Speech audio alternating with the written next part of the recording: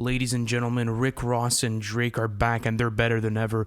Lemon Pepper Freestyle just dropped and it's absolutely huge. It is Drake and Rick Ross going at it and absolutely dropping knowledge and dropping some of their best bars in a while. So Lou, welcome us into the rest of the review. Yeah, so we're covering every single song from the Scary Hours EP. So guys, subscribe if you haven't. We're keeping you updated and smash the like button just because it helps us so much.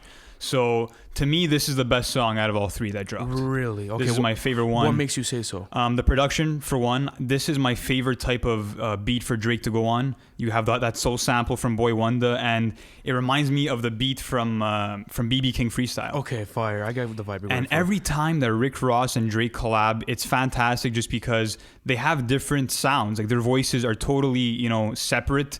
And yet they mesh for a perfect combination. We've seen it before on songs like Gold Roses. We've seen it on Lord Knows. We've seen it on Money in the Grave.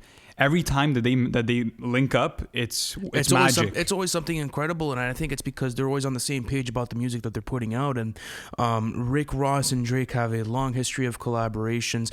This is definitely not the first one, and I don't think it's going to be the last one because they're just so good at linking up and creating something beautiful. Not only that, but I think the types of production styles that they're used to going on are extremely similar. As we said, the soul samples and the vocals in back, and that all blended in by just everything together makes a really good finished product. And I like what Drake is talking about here. It's him being introspective about his life at the moment. He's talking about his kids. He's talking about his romances. His son, yeah, Adonis. He's talks about dropping him off at school Exactly. and picking him up. And it's an introspective side of Drake that I didn't expect to see.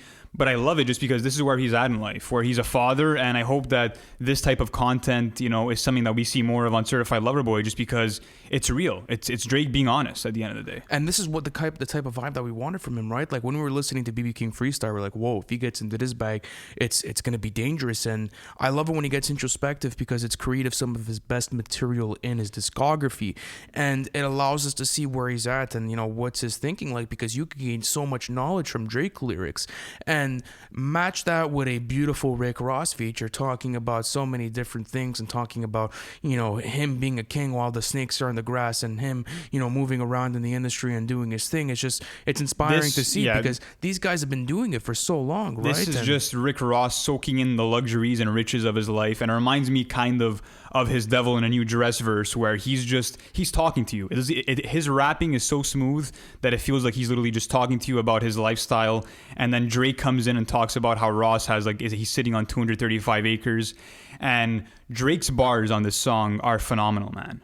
They're really good just because, he mentions stuff like, I send child support, she sends me back a heart emoji. Yeah. He says bars like, I'm taking out the judges for lunch before appearing before them.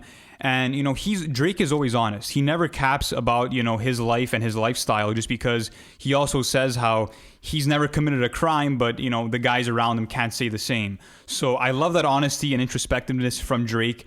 And the song is 6 minutes long. It feels like it just flew by. And this might be the best Drake performance that I've gotten in years. In years? In years. What do you I'll mean put by it to that years? standard. Okay, like Since Scorpion.